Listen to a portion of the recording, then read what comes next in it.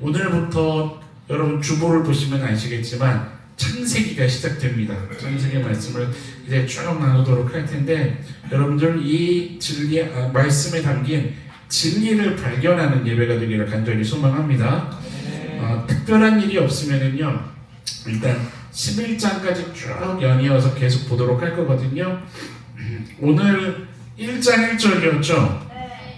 오늘 본문 구절도 우리에게 참으로 익숙한 본문인데 같이 한번 좀 선포해 볼까요? 1장 1절을 다 같이 보시고 하셔도 되고 암송으로 하셔도 되고 한번 좀 1장 1절을 믿음의 고백으로 선포 한번 해보도록 합시다. 같이 한번 해볼까요? 시작! 태초에 하나님이 천지를 창조하시니라. 아멘. 우리 옆 성도님에게 한번 물어봅시다. 믿으십니까? 예, 여러분 이 진리 안으로 깊이 들어올 수 있게 되기를 축원합니다. 창세기 1장 1절은요 신앙의 근간을 세우는 말씀이지만 교회 다니면 너무 익숙한 말씀이잖아요. 그렇죠? 한번 옆에 성도님에게 물어보시겠어요? 익숙하시죠? 네. 아마 너무 익숙하실 거예요. 그래서 심지어 너무 익숙하다 보니 무게감이 떨어지는 것이 사실인지도 모르겠어요. 창세기 1장 1절 말씀이 이 말씀을 이스라엘 백성들이 처음 접했거든요. 이 말씀을 처음 접했을 그 이스라엘 백성들이 느끼는 그 느낌하고는요 한번 따라해 볼까요? 아마 많이 다를 거예요. 예, 일단 이 분명한 한 가지를 우리가 좀 마음에 갖고 있어야 됩니다. 많이 다를 거예요. 저도 그냥 지각 없이 성경을 쭉 읽었을 때의 그 느낌과 배워가면서 창세기 1장 1절을 대했을 때가 천지 차이 느낌이 나더라고요. 이스라엘 백성들이 1장 1절 말씀을 대한 것과 오늘 우리가 대하는 느낌은 많은 차이가 있습니다. 무슨 말이냐면 이제 여러분들 오늘부터 창세기를 이제 듣게 될 것인데 오늘부터 우리가 주일마다 말씀을 들을 때 생각해야 할 중요한 축이 하나가 있어요. 화면에 아마 글씨가 뜰 겁니다. 같이 한번 좀 읽어볼까요? 시작! 이스라엘 백성들이 이 말씀을 듣고 있을 그 상황과 분위기에서 어디에서 함께 들어야 한다고요? 그 상황과 분위기. 예, 이스라엘 백성들이 이 말씀을 처음 들었던 그 상황이 있어요. 그 상황과 배경이 있단 말이에요. 그 느낌하고 우리가 똑같을 수는 없으나 우리가 살아가는 그 삶에 담긴 내용 맥락은 똑같거든요. 그리고 우리가 경험하고 있는 신앙의 패턴도 똑같고요. 그래서 이제 쫙 말씀으로 풀어갈 터인데 여러분들이 그렇지 그 자리에서 나도 듣는 자로서 말씀을 들어야지 이 몸부림침이 좀 함께 있어야 한다는 얘기입니다. 이해되시죠? 그래서 옆 성도님을 이렇게 좀 건면해 봅시다. 노력해 봅시다.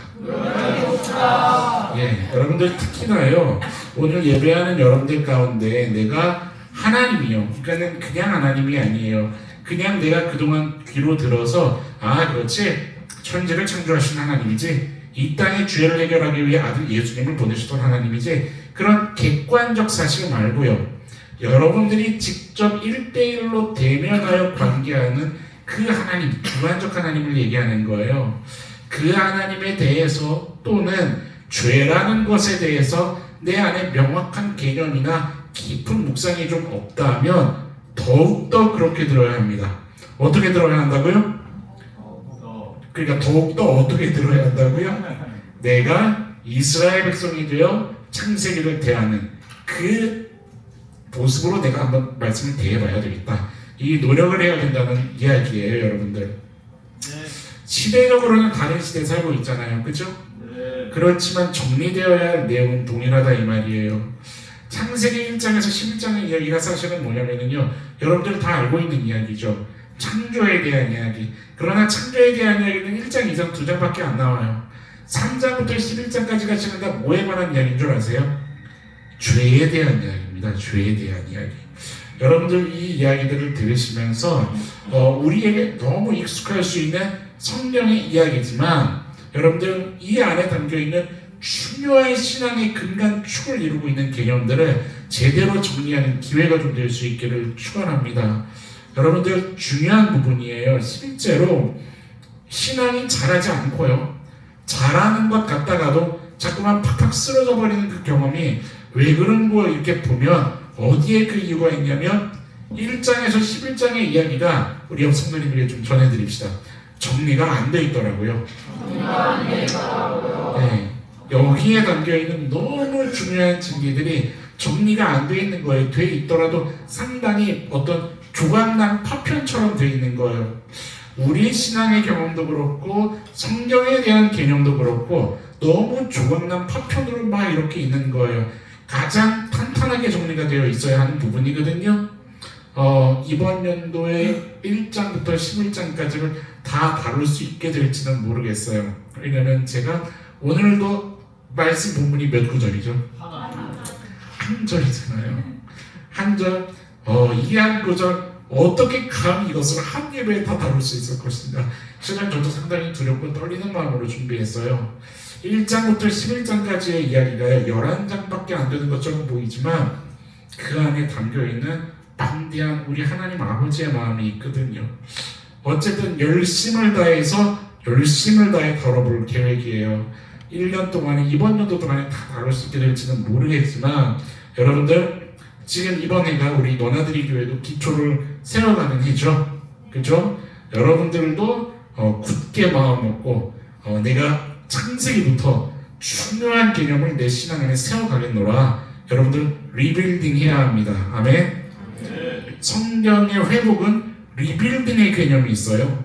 그동안에 지었던 것을 완전히 다 부수는 거예요. 그리고 새롭게 세워가는 개념이거든요. 여러분 리빌딩하는 귀한 자리가 될 수 있기를 간절히 소망합니다. 그러니 여러분들 주일마다 이제 예배 오실 때 어떤 마음으로 오셔야 할까요? 내가 이스라엘 백성이다. 그리고 신앙을 제대로 세워가 보리라. 그 마음으로 즐겁게 발걸음을 떼기를 주님의 이름으로 축원합니다. 아까도 이야기했던 것처럼 이스라엘 백성들이 이 말씀을 접했을 때 그 느낌과 우리가 말씀을 대하는 느낌이 다를 거라 했었죠. 이러한 차이가 있을 수밖에 없다. 이거의 중요한 부분입니다. 우리에게 성경의 순서는 어떻게 되나요? 창세기부터 시작이 됩니다. 그죠? 소위 모세오경이라고 불리는 창세기, 출애굽기, 레위기, 민수기, 신명기까지의 그 순서가 여러분들 성경 딱 피면은 요 순서대로 되어 있잖아요. 그죠? 창세기, 그러니까 5개의 이 성경이요. 그런데 유대인들에게 있어서는 순서가 어떻게 될 거냐는 거예요. 대단히 중요한 부분이에요. 몇 주 전에 아마 제 기억으로는 바이블 캠프 그 전전주였었던 것 같아요. 이스라엘 백성들이 출애굽한 다음에 며칠 후에 시내산 앞에 도착했죠? 기억하세요? 며칠째 시내산 앞에 도착했는지 저희가 그 말씀 나누면서 어떤 절기 이야기도 제가 한번 언급했었고요. 이거 뭐 시상을 할 수도 없고 그쵸? 50일이죠. 50일. 예, 그 대표기도자는 다르다니까요. 50일이 딱 50일에 하나님의 첫 선포를 이스라엘 백성들이 들었단 말이에요. 무슨 얘기냐면 비로소 거기서 듣게 된 이야기. 그러니까 우리는 누구인지에 대해서 처음 듣는 거죠. 기억하세요? 하나님의 선포가 뭐였었는지? 너희는 거룩한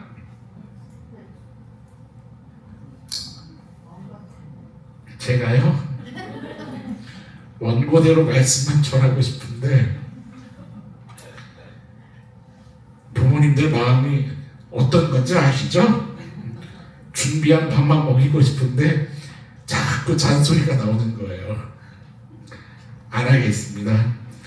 유튜브로 꼭 들으세요. 다시 채널에 올라가 있으니. 그 이스라엘 백성들이 시내산 앞에서 들었던 얘기가 뭐였어요? 너희는 거룩한 백성이요 제사장 나라 삼은 내 백성이다 라는 얘기. 우리는 누구인지에 대한 정체성을 들었잖아요. 그리고 동시에 어떤 의미가 담겨 있어요? 하나님이 누구신지에 대한 이야기를 듣게 된 거 아니에요. 그런 거죠. 이 세상의 연대기 순서가 창세기, 출애굽기지 유대인들이 경험한 역사의 순서로 나열하면은 뭐가 먼저냐는 거예요.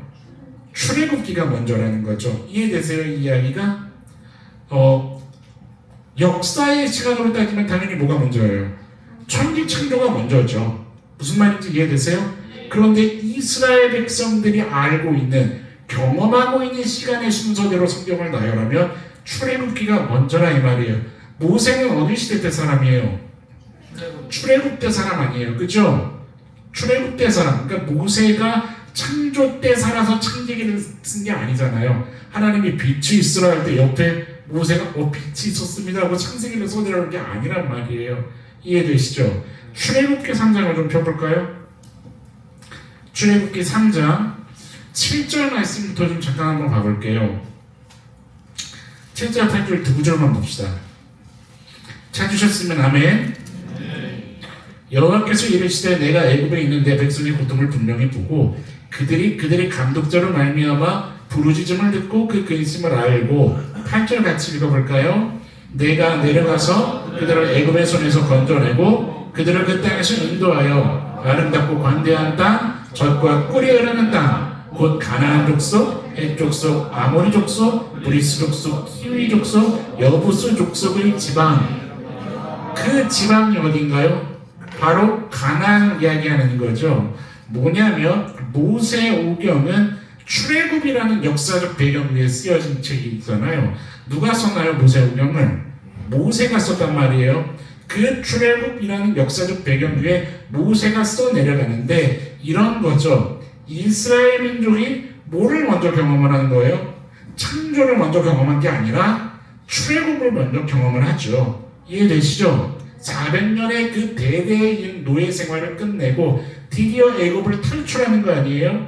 그 탈출한 후에 경험이 먼저 있은 후에 어디에 당도했을 때 시내산 앞에 50일이 걸려서 시내산 앞에 당도했을 때에 뭐를 비로소 알게 되는 거예요? 태초에 천지를 창조하신 하나님의 존재를 그때 직접 대면하게 되는 거예요. 무슨 말인지 이해되시죠?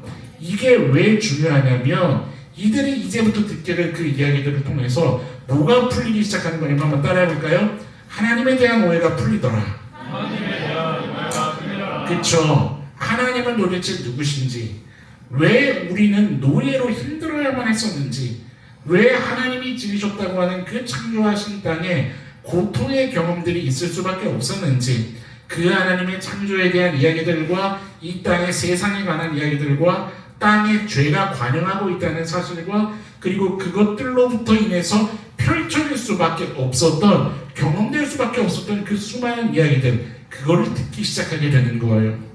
뭐냐면 그들이 들었던 것처럼 여러분들도 오늘부터 그 이야기를 본격적으로 듣게 될 거라 이 말입니다. 똑같다 이 말이죠. 우리도 어느 세상에 살아가는 거냐면 여러분들 현대 문명이 발달한 살기 좋은 세상이 아닙니다. 애국과 같은 죄가 만연한 세상이지요. 하나님이 아닌 다른 것을 신이라 믿고 섬기고 있는 것이 만연한 이 세상이란 말입니다. 애굽에 잡신이 가득했던 것처럼 잡신이라고 믿는 것이 가득한 이 세상, 칠흑 같은 세상에 살고 있는 우리죠. 똑같은 거예요. 뭐냐면 그 살아가면서 경험하는 수많은 것들을 실은 뭐와 연관지어서 생각해야 되냐면 세상을 창조하신 하나님, 그리고 죄라는 그 개념, 이것과 연관을 지어서 생각을 하며 묵상하며 살아가야 되는데 그렇지 않고 살아갈 때가 솔직히 더 많이 있죠. 우리는 그것을 잊고 살 때가 더 많아요. 그래서 영글 디톡스를 하고 있는 겁니다. 무슨 말인지 이해되시죠?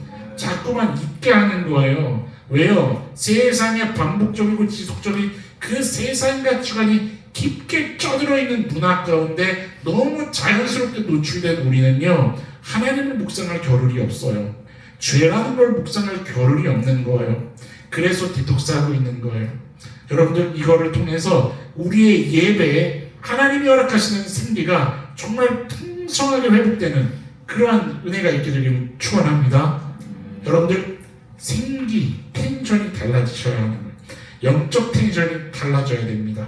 그런 은혜를 사모합시다. 연관지어서 생각해야 되는데 여러분 우리가 하나님을 신앙을 오해하는 내용이 다 이거예요. 하나님과 연관지어서 생각하지 못하니까, 죄라는 것과 연관지어서 생각을 하지 못하니까 계속해서 오해를 하는 거고, 오해하면 여러분 당연히 어떤 결과가 납니까? 잘못 방향 잡힌 신앙생활을 하는 거예요. 옆에 성도님에게 한 번 더 이야기 드립시다. 방향 잘 잡읍시다. 여러분, 신앙의 방향을 잘 잡는다는 건 대단히 중요해요. 아무리 열심을 내잖아요, 방향이 틀리면 결과가 엉뚱한 데가 있습니다. 아무리 최선을 다해도 제대로 된 곳으로 걸어가는 게 아니잖아요. 그러면 헛수고가 되는 거예요. 여러분들, 그런 신앙생활에서는 안 되는 거죠. 그래서 주님의 이름으로 여러분들에게 부탁을 드리는 거예요. 11장까지의 이야기를 듣는 동안에 여러분들에게 좀 어떤 집중력과 노력이 필요한 거냐면, 우리는 지금 어디 앞에 도착해 있다고요? 신의 산 앞에 도착해 있다는 거죠. 신의 산 앞에 도착해서 하나님의 말씀을 드디어 새롭게 듣는 그 경험이 내가 지금부터 해야 할 경험이구나. 그 마음으로 몸부림치면서 예배했으면 좋겠는 거예요. 우리들의 신앙의 경험들은 아까 얘기했던 것처럼 조각나 있고 좀 파편처럼 흩어진 게 많아요. 이것들이 잘 뭐라 그러죠? 실에 구슬을 깬 것처럼, 무슨 말인지 아시죠? 그렇게 아름답게 만들어져 갈 수 있게 되기를 소망합니다. 이스라엘 백성들이 그랬거든요. 신의 산 앞에서 말씀을 들으며 이제 정리가 되기 시작했던 거예요. 창세기 1장 1절부터 시작되는 그 말씀을 듣는 유대인들의 상황은 이제 이런 겁니다. 400년간 어디에 살았죠? 애굽에 살았습니다. 거기에서 그냥 산 게 아니라 종살이를 했었죠. 종살이를 했던 그 이스라엘 백성들에게 어느 날 갑자기 누가 나타난 거예요? 모세가 나타난 거예요. 그러니까 이제 이스라엘 백성들이 신의 산 앞에서 말씀을 들을 때, 아, 그랬구나 라고 정리되어져 가는 첫 번째 이야기가 바로 이거예요. 벼랑간 모세가 나타난 거죠. 이스라엘 백성들은 실제로 모세가 나타나기 전까지 어떤 상황이냐면 400년 동안 노예로 살면서 뭐만 귀로 들어요? 하나님이라는 분이 계신다. 그런데 누구의 하나님이에요? 아브라함의 하나님, 이삭의 하나님, 야곱의 하나님이라는 조상의 하나님의 얘기를 계속 듣는 거예요. 그런데 들으면서 뭐를 듣냐면, 그 하나님이 지금 우리가 노예로 있는데 언젠간 어떻게 하시리라? 분명히 구원해 주시리라. 언젠간 구원해 주시리라 라는 이야기를 구전으로 들어왔지, 그분에 대해서 직접 아는 게 있어요? 없어요. 경험으로 알고 있는 게 하나도 없는 거예요. 이런 거죠. 영원할 것만 같던 노예의 그 일상을 갑자기 하루아침에 뒤흔들어 버리는 사건이 생긴 거예요. 누가 앞에 나타났나요? 모세가 앞에 나타난 거죠. 모세가 나타나서 얘기하기를, 하나님이 나를 너네들에게 보냈다. 우리 가나안으로 가자. 이 얘기를 하는 거죠. 그랬더니 그들의 반응은 당연히 뭐였겠어요? 하나님이라는 분을 과연 믿어도 되는가? 라는 생각이 들지 않았겠냐는 거예요. 그것이 지금 이스라엘 백성들에게 도전했던 첫 번째 문제입니다. 똑같죠, 사실은. 우리들의 어떤 패턴하고도 똑같아요. 여러분들 전도할 때, 전도하시면 전도 아직 신앙이 없으신 분이 보이는 반응이 이런 반응 아니에요? 내가 신앙생활이라는 걸 한다고 해서 뭐 달라질 게 있겠습니까? 혹은 여러분들도 혹시 그런 마음이 있으시지 않은가? 그 오해가 풀려갔으면 좋겠는 거예요. 내가 신앙생활이라는 걸 한다고 해서 똑같은 것 같은데 뭐 달라질 게 있나? 이런 것만을 하는 거예요. 그런데 벼랑간 실제로 애굽에 어떤 일이 벌어지기 시작해요? 그렇죠? 재앙이 떨어지기 시작하잖아요. 뭐냐면 갖가지 이적과 기적으로 살아있는 신이라고 불리는 그 바로의 코가 납작해지는 일이 생겨버리는 거 아니에요? 세계 최강의 애굽이라는 그 나라를 깨부수는 그런 그 눈에 보이기 시작하는 거죠. 애굽의 모든 장자가 사람이든 동물이든 다 죽어 떨어져 나가는 거예요. 그리고 이스라엘 백성은 애굽 땅에서 나오는 거죠. 그런데 한 가지 생각해 봐야 할 게 있어요. 그 길을 떠나는 이스라엘 백성들의 심정이 실제로 어땠을까냐는 거예요. 와, 400년 만에 해방이다, 드디어 나간다, 뭐 이런 퀴즈를 불렀을까냐는 거죠. 진지하게 생각해 봐야 할 문제예요. 출애굽기 14장을 또 좀 한번 찾아볼까요? 출애굽기 14장 12절 말씀을 좀 한번 보겠습니다. 14장 12절 말씀을 한번 보세요. 같이 한번 읽어볼까요? 찾으셨으면 시작. 우리가 애굽에서 당신에게 이른 말이 이것이 아니냐, 이르기를 우리를 내버려 두라. 우리가 애굽 사람을 섬길 것이라 하지 아니하더냐. 애굽 사람을 섬기는 것이 광야에서 죽는 것보다 낫겠다. 여러분들 뭐라고 얘기해요? 간단하게 얘기하면 우리 좀 냅둬라, 내버려 둬라 이러잖아요. 거기 말씀 다시 와보세요. 중간에 이르기를 우리를 어떻게 해요? 내버려 둬라 이 얘기를 하는 거예요. 여러분 지금 이 내버려 둬라 그 뒤에 나오는 광야에서 죽는 것보다 낫겠다 이 얘기는요 단순한 원망과 불평이 아니에요. 그냥 이거 못하겠네, 힘들어 못해 먹겠네, 이런 의미가 실은 담긴 게 아니에요. 이건 뭐냐면 하나님에 대해 지금 알미 있어요 없어요? 없어요. 경험이 없다 이 말이에요. 그러니까 오해하는 거예요. 이런 식으로 생각해도 되는 거예요. 삶이 너무 힘들어요. 하나님이라는 분을 모르고 살아요. 그냥 어떻게 살아야 하나, 하루하루가 막막하게 돈 버는 그것 때문에 정말 근간히 살아가는 너무 고단함에 지친 그 인생들을 때로는 전도할 때 간혹 듣는 얘기가 뭐냐면 노방로도 나갔을 때 듣는 얘기예요. 뭐라고 하던가요? 내버려 두라는 거예요. 그냥 내가 사는 방식대로 살게 내버려 두라는 거예요. 괴롭히지 말라는 그 얘기를 하는 거죠. 맥락이 똑같아요. 하나님이 누군지 모르고 영적인 축복의 삶의 그 원리가 뭔지를 모르기 때문에 신앙생활이라는 게 쉽게 말하면 도대체 그게 내 인생에 뭘 갖다 줄 건가? 내 인생에 뭘 갖다 주겠나? 이 생각을 할 수밖에 없는 거예요. 그런데 곰곰이 생각해 봐야죠. 옆에 성도님의 표정을 한번 싹 봐보세요. 이 사람도 그 생각을 하고 있지는 않은가? 여러분들 어떠세요? 지금까지 신앙생활에 오시면서 여러분은 그런 마음에 고민이 들었던 적이 정말 없었나요? 야, 신앙생활이 진짜 뭐 나한테 뭘 갖다 주나? 신앙생활이 돈을 갖다 주나? 밥을 갖다 주나? 이런 생각 안 해보셨냐 이 말이에요. 여러분, 게다가 이스라엘 백성들이 벼랑간 뭐를 봤냐면 10가지 재앙의 엄청난 그 공포스러운 장면들을 봤죠. 마지막엔 누가 죽어 떨어져 나가는 걸 보는 거예요? 사람들이 죽어 떨어져 나가는 걸 보는 거 아니에요. 엊그제 오세훈이었죠. 금요일 양의 문 여러분들 들으셨습니까? 장자가 죽는 6월절 그 시작이 됐었던 양의 피를 문설주에다가 발랐었던 그 이스라엘 백성들이 그날 밤에 경험했던 것은요, 여러분, 와 우리 살았다 이런 거 아니에요. 공포와 엄청난 두려움이에요. 곳곳에서 비명소리가 들리는데요. 여러분들 당장에 지금 이 옆에도 사무실이거든요. 이 거미 여기가 만약에 저 옆에서 갑자기 막 하고 비명소리가 들리면 여러분들 어떨 것 같으세요? 간혹 제가 집에 있다가 비명소리를 들을 때가 있어요. 1층에서 올라오는 비명소리예요. 그게 왜 그러냐면 벌레가 나타나면 우리 김은혜 기자님 비명을 질러요. 근데 저는 그 소리만 들어도 무서운 거예요. 혹시 다니엘이 어떻게 됐나? 아니면 혹시 남편하고? 뭐 쓸데없는 상상이 이제 막 벌어졌습니다. 그래서 제 아내한테 여보 빨리 뛰어 내려가 봐라. 내려가 보면 벌레가 나타난 거예요. 근데 저는 그 소리만 들어도 쭈뼛 서는 거예요. 너무 무서운 거예요.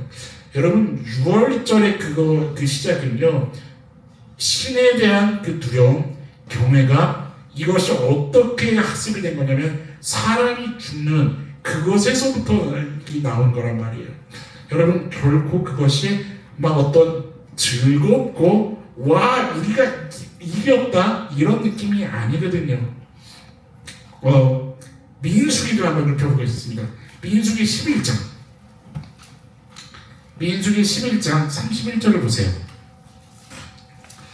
여러분 이스라엘 백성들이요 하나님이라는 분에 대해서 느낀 그 느낌은요 우리가 성경을 보고 느끼는 느낌하고는 사실 달라요. 31절 찾으셨으면 같이 한번 읽어봅시다. 시작. 바람이 여호와에게서 나와 바다에서부터 메추라기를 몰아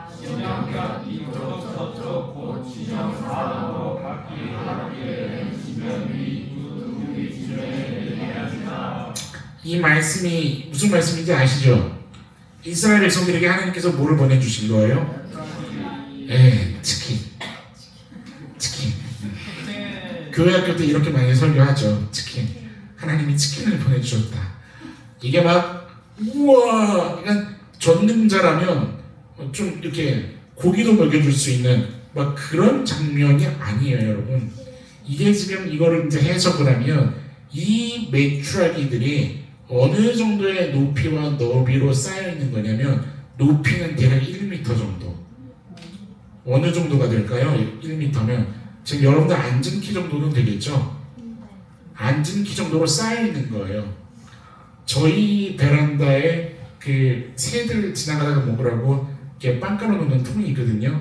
거기에 가끔 박새가 와서 먹어요. 되게 조그맣고 귀여워요. 그거보다 조금 큰 사이즈가 메추라기인데 여러분들 주먹 정도 될 거예요. 귀엽겠죠? 근데 1m 쌓여 있으면 귀여울까요? 얼만큼의 길이로 쌓여 있는 줄 아세요? 거기 말씀 다시 봐보세요. 진영 몇 이쪽 저쪽 곧 진영 사방으로 어떤 길이요? 하루가 걸려서 가야 끝날 만큼의 길이로 쌓여 있는 거예요. 어떤 느낌일까요? 야, 전능자는 역시 통이 크셔. 고기 축제, 고기만 이런 느낌이었을까요? 절대 그게 아니라는 거죠. 저는 이 그냥 생각이 좀 꼬리를 물었어요. 어느 날 변환간 내 통장에 알 수 없는 곳에서 1,000억이 입금되는 거예요. 여러분들 기분이 어떠시겠어요? 날아가요. 아, 좋으세요? 좋아요. 여러분들 선하게 사시나 보군요. 일단 빨리 뽑아요. 1,000억이요? 저는 두려울 것 같은 거예요. 그렇지 않을까요, 여러분들? 두려운 거예요. 왜 두려울까요? 여러분들 그거 다 뺏어 썼어요. 네. 만약에 그게 내 돈이 아니라 누가 갑자기 와서 그걸 나한테 다시 요구해요. 증거 어딨냐고. 제가 그거를 갚아낼 능력이 있어요? 어떻게 할 거예요? 그렇죠? 이 두려움이 나에게 있지 않겠냐 이 말이에요. 갑자기 도대체 이게 무슨 일이야? 이런 거 생기지 않을까냐는 거예요. 무슨 말이냐면 여러분들 출애굽한 이스라엘의 심정은 딱 이거예요. 정체를 지금 모르겠는 거예요. 정체를 모르니까 애굽을 초토화시키는 거는 봤지만 그들이 홍해를 건너는 경험은 했지만 그런 거 외에는 지금 하나님에 대해 아는 게 있어요? 없어요. 신의 산 앞에 이르기 전까지 이들은 하나님이라는 분을 모른다 이 말이에요. 400년이 넘도록 이야기로만 전해 들었을 뿐이지 경험한 적이 없는 거예요. 그래서 오늘 창세기 1장 1절 다른 어떤 말도 아닌 딱 이 말로 하나님께서 시작하시는 거예요. 1장 1절 다시 한번 선포해 볼까요? 다 같이 시작.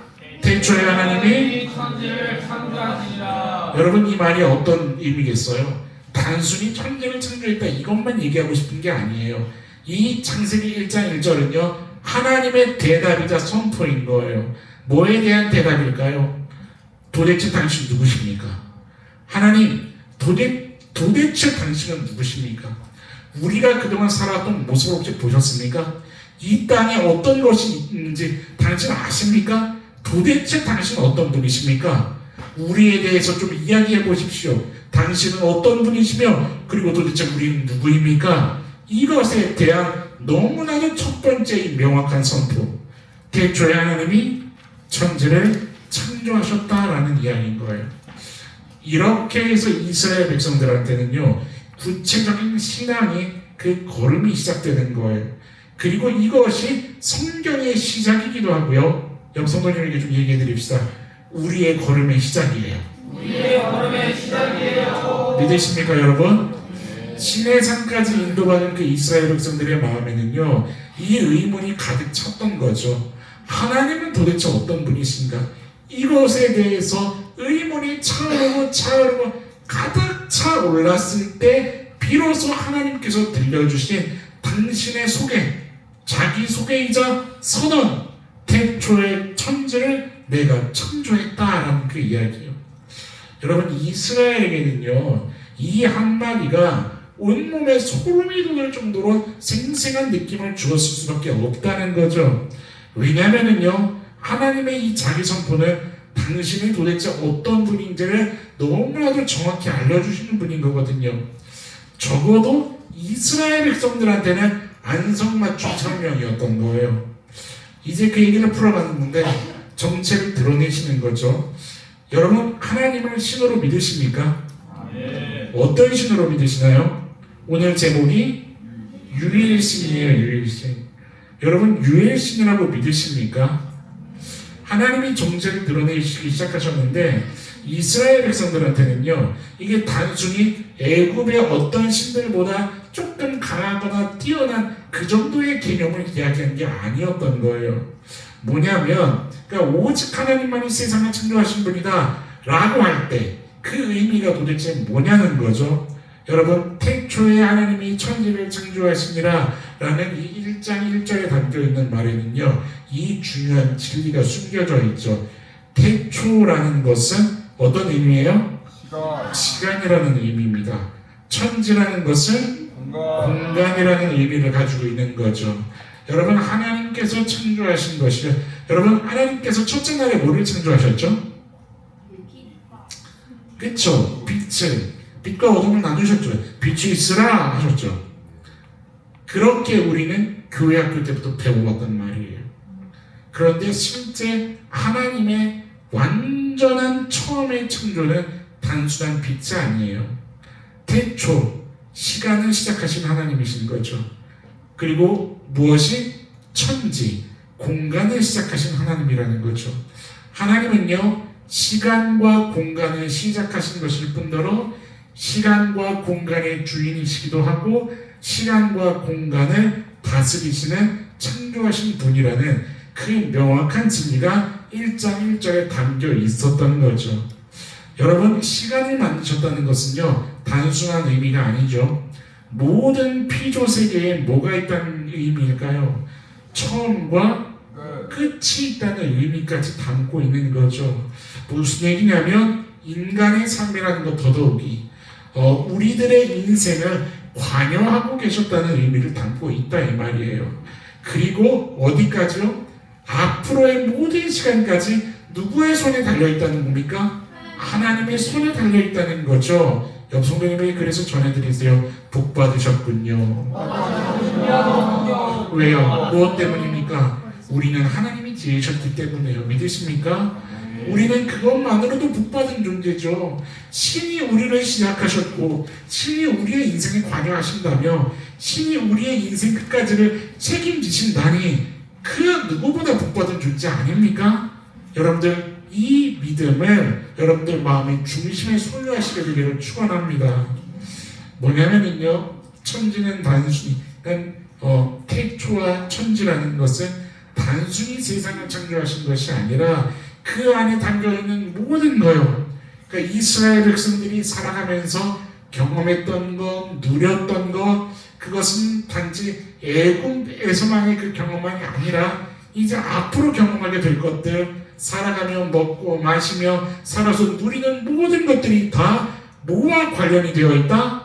하나님의 통치에 관련이 되어 있다. 여러분들, 특별히 이스라엘 사람들에게는요, 이 말씀이 더 생생하게 들릴 수밖에 없는 중요한 이유가 하나 있어요. 고대 시대에 살고 있었던 사람들한테는 마찬가지예요. 이 창세기 1장 1절은 충격적인 선포예요. 왜냐하면 그 당시에 신에 대한 중요한 개념이 하나가 있습니다. 무슨 신이라고 떴죠? 지역신. 지역신이라는 개념이 하나 있었어요. 이게 무슨 개념이냐면 신이란 존재가 있지만 그 신은 일정 지역에 국한해서 영향력을 행사한다는 개념이에요.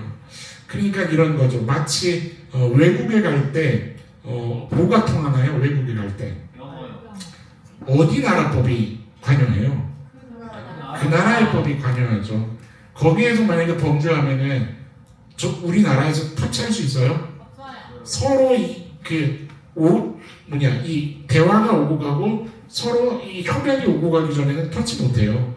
그 나라에 가면 그 나라의 걸로 이렇게 처리가 돼야 되는 거예요. 뭐냐면 애굽의 신은 애굽에서, 이스라엘의 신은 어디에서? 이스라엘에서만 역사하는 거죠. 자, 여러분 잘 생각해 봅시다. 애굽의 10번째 재앙이 뭐였죠? 장자의 장자의 죽음이에요. 왜 장자가 죽었을까냐는 거죠. 이 애굽 사람들이 제일 첫 번째 신으로 섬기는 신이 있어요. 애굽의 제1신. 그게 태양신, 라라고 하는 태양신이에요. 그런데 그 태양신보다도 더 숭배하는 신이 있었어요. 누굴까요? 밤의 신? 그게 바로 바로예요. 바로. 그 나라의 왕. 그 바로가 애굽의 모든 신보다도 더 뛰어나다라고 애굽 사람들을 숭배하고 경배했어요. 자, 그럼 생각해 봅시다. 바로의 아들이 첫째 아들. 바로의 그 대를 이어가 첫째 아들이 죽었어요. 누가 심판받은 거죠? 신이 심판받은 거죠. 그 중요한 의미가 담겨있는 거예요. 10가지 재앙의 10번째 재앙은. 자, 그런데 그렇게 심판받았지만 그러나 이스라엘 백성들이 장자가 죽었구나라는 것을 봤지만 이 또한 어느 개념 안에 갇혀 있을까요? 지역신 개념 안에 갇혀 있는 거예요. 왜요? 어디서 벌어진 사건이에요? 애굽에서 벌어진 사건이에요. 우리 애굽에는 바로가 아니라 바로보다 뭐가 있구나? 높은 신이 있구나. 더 높은 신이 있나 보구나 정도까지예요. 그들이 우리 하나님 그렇게 대한 게 아니라 이 말이에요. 단지 애굽이라는 땅 안에 이 지역 신 중에 바로 신보다도 더욱 큰 신이 있구나 이 정도만을 경험했었던 거죠. 그런데 그들이 애굽을 나와서 50일 정도가 도달했을 때 신의 산 앞에 이르러 만난 그 신이 누구예요? 애굽에서 장자를 쳤던 그 하나님을 신의 산 앞에, 다른 말로 할게요, 애굽을 떠났는데 그 신을 또 만난 거예요. 이해되세요? 뭐를 지금 초월한 거예요? 지역. 공간을 뛰어넘은 거예요. 이 고대 시대에 완벽하게 팽배하게 만원했던 지역신의 개념을 하나님이라는 신은 유일하게 뛰어넘은 신이 되어버린 거예요. 여러분들 무슨 말인지 이해되세요? 그러니까 이들은 충격적인 거예요. 다른 지역에 와서 만나고 있는 거예요. 노예였던 이스라엘 백성들이 듣기에 충격적일 수밖에 없는 진리를 지금 만나고 있는 거죠. 이런 거죠. 대체 우리가 누구 앞에 있는 거란 말인가? 대체 지금 우리가 어떤 존재 앞에 있는 거야? 이 충격이 온 거죠. 바로 이게 하나님의 첫 번째 소개였던 거예요. 이스라엘 백성은요, 그 하나님의 선포를 의심할까요? 의심할 수 없을까요? 의심할 수 없는 거죠. 의심할 수 없을 수밖에 없었어요. 출애굽을 하면서 그분이 자연 피조 세계를 다스리고 운영하는 그 모습을 눈으로 보고 있는 거예요. 시공간을 뛰어넘어서 역사하고 있는 그 하나님을 그들은 직접 만나고 있는 거예요. 장자가 죽었어요. 홍해가 갈라졌어요. 구름 기둥과 불 기둥이 벼랑간 앞에 나타났어요. 메추라기가 떨어졌어요. 반석에서는 물이 터져 나와요. 이 모든 것을 지금 누가 하고 있어요? 하나님이 하고 있었다는 그 얘기를 들을 때 이스라엘 백성들은 그 얘기가 절대 예사 얘기로 들릴 수가 없었던 거죠. 이분이 도대체 누구이기에? 이분이 우리의 주인이 되신다고? 아멘. 할 수밖에 없었던 그 구조로 하나님은 이들을 이끌어 가셨다라는 이야기예요. 여러분들, 신의 산 앞에서 말씀을 듣는 그 이스라엘 백성들처럼 오늘부터 우리가 말씀을 들어야 한다는 것은 그게 뭐냐면 바로 이걸 얘기하는 거예요. 여러분은 누구 앞에 서 계십니까? 여러분들은 누구 앞에서 살아가냐 이 말이에요. 여러분들이 믿는 그 하나님은 시간과 공간의 창조자요, 시간과 공간을 다스리는 자요, 시간과 공간을 책임지는 하나님이심을 여러분들 믿고 살아가십니까?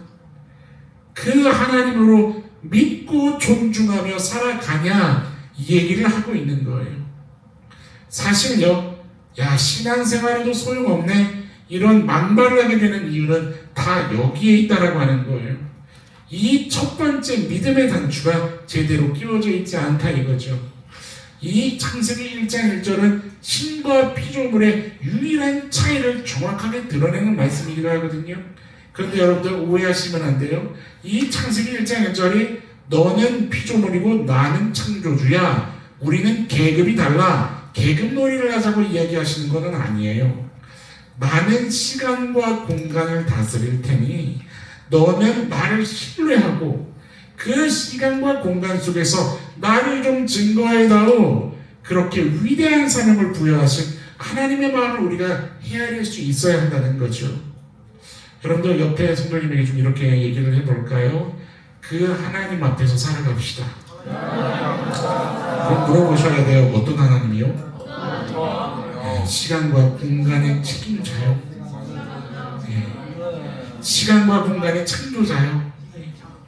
여러분, 그 하나님 앞에서 살아간다는 것은요, 막연히 하나님, 그냥 세 글자 이름 하나님, 이 개념과는 너무나 다른 개념이라는 거예요. 여러분들, 시간과 공간을 시작하셨고 시간과 공간을 유일하게 뛰어넘으시고 그 시간과 공간을 다스리신다, 그 시간과 공간을 책임지신다. 여러분들, 그게 도대체 우리에게 어떤 의미냐 이거예요. 여러분들 묵상해 보셔야 되는 거예요. 우리의 인생의 걸음 속에서도요, 이스라엘 백성들이 경험했던 것처럼 실은 곳곳마다 은혜의 흔적들을 하나님께서는 허락해 주셨거든요. 여러분들 경험하셨습니까? 여러분들 인생 속에 은혜의 흔적들이 있으십니까? 그러니까 이 자리까지 왔죠. 분명히 있다 이 말이에요. 그런데 아까 얘기했던 것처럼 조각난 파편처럼 흩어져 있는 거예요. 정리가 안 돼 있는 거예요.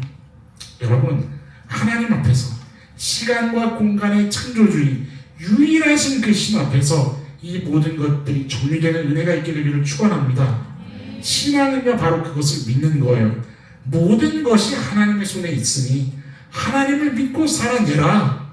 어쩌면 막막한 광야를 뚫고 걸어가야 하는 힘든 길일 수도 있을지 모르겠으나 결국이 누구에게 있습니까? 하나님에게 있다는 것을 믿어라. 그 하나님은요, 여러분, 분명히 모든 시간과 공간 안에 섭리하고 계실 분일 테니 믿으십니까? 그 하나님이 그가 뜻하신다면 그분이 뜻하신 바를 반드시 이뤄내고야 마실 분이라는 것을 여러분 믿으시기 바랍니다. 그것을 믿는 것이 바로 신앙이라 이 말이에요. 신의 산 앞에 이스라엘 백성들의 마음에 심기워지기 시작한 신앙심이라는 것은 바로 이겁니다. 하나님께서 우리의 삶을 관여하고 계셨구나. 그리고 그분의 손 안에서 우리는 앞으로 인도되어져 가겠구나. 아멘. 여러분들, 이 믿음이 있으시냐 이 말입니다. 제가 이번 주에 이제 이 말씀을 계속 묵상하면서 정리하다가 한 성도님하고 좀 대화를 하면서 이런 하나님의 마음을 공교롭게도 나누게 되었어요. 그 성도님은요, 이런 좀 상황이었거든요. 사랑하는 대상이 있는데 목숨보다도 아깝지 않은 대상인 거예요. 목숨보다도 아깝지 않은 그 어떤 대상을 향해서 정말 사랑의 마음을 담아 모든 정성을 들여서 어떤 앞으로의 스케줄을 계획하고 결정해 놓았던 성도님이셨죠. 그런데 함께 이야기를 나누면서 그런 마음을 우리는 세워갔어요. 이런 거죠. 내가 그를 사랑하는 것 못지않게 하나님도 그를 사랑하지 않는가? 내가 사랑하는 것 못지않게 하나님께서도 내가 세운 계획처럼 하나님도 그를 향해 계획을 세우셨을 텐데 나의 사랑보다 크신 그 하나님의 계획이 더 선하고 완전하지 않겠는가? 우리 당장의 눈에는 만족스럽지 않을 수도 있고 당장에는 문제를 경험하게 될지도 모르겠으나 분명히 하나님은 그의 인생 가운데에 종합 예수를 이뤄내고야 마실 분 아니신가? 여러분 믿으십니까? 이 마음을 함께 모으면서 뜨거운 마음을 나눴었다는 거죠. 여러분들은 어떻게 하나님 앞에 서 계신가요? 여러분들은 어떤 하나님 앞에 서 계십니까? 오늘 우리가 창세기 1장 1절을 마주하면서 여러분들은 이 가장 신앙의 기본을 진지하게 묵상하고 고민하고 우리가 부족하면 부족한 대로 이 부분에 대해서 아직 맞춰져 있지 않으면 맞춰져 있지 않은 대로 우리 하나님 앞에 진실하게 무릎 꿇고 기도하며 간절히 구했으면 좋겠는 겁니다. 주님, 내 머리로 더 너무나도 살아가려고 하는 것 같습니다. 인생이 내 손에 힘이 달린 것 같다고 때로 아니라고 믿고 결단하며 살아내려고 하면서도 어느 순간 살아가다 보면 자꾸만 내 삶의 흔적 속에는 내 머리로 살아내려고 내 손의 힘으로 살아내려는 그 아둥바둥한 나의 눈물과 피땀방울만 맺혀져 있는 것 같습니다. 하나님이 힘이 드네요. 제가 하나님보다 앞선 때가 너무나도 많은 것 같은데 주여 태초에 천지를 창조하신 그 하나님의 신실하심이 내 인생에도 관여함을 내가 이제는 더 경험하기를 원합니다. 여러분들 이 기도와 간구가 하나님 앞에 제대로 있어야 하지 않을까요? 하나님 앞에 결단하며 때로는 회개해야 하고 그리고 하나님께서 우리 마음을 두드리실 때 더 이상 빗장을 걸어 잠그지 않고 하나님께 내 손을 넉넉히 펴서 내어드릴 수 있는 내가 고집하고 주장하고 있는 것들 주님께서 그러시라고 하니 하나님이시라고 하니 내가 하나님께 모든 것을 한번 맡겨보겠습니다. 내가 하나님께 기대겠습니다. 의지적인 결단이 우리 가운데 있어야 하지 않겠냐 이 말입니다.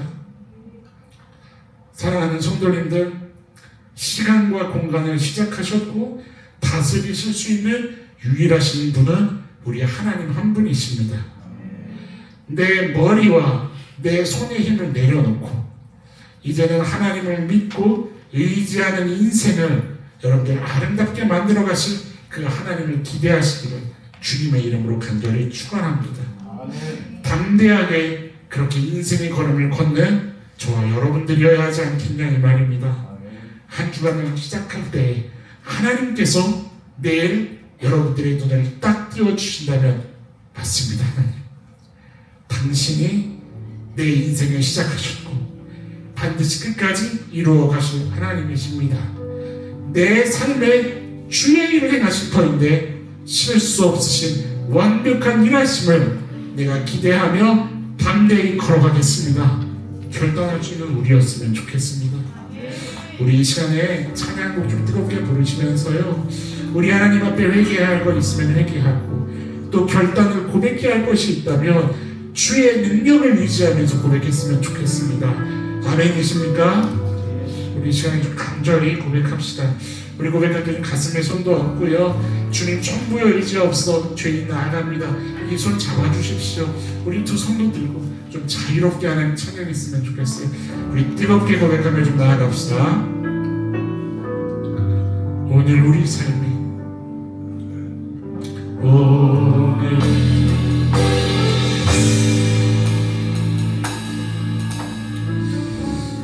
사랑하는 하나님 감사합니다.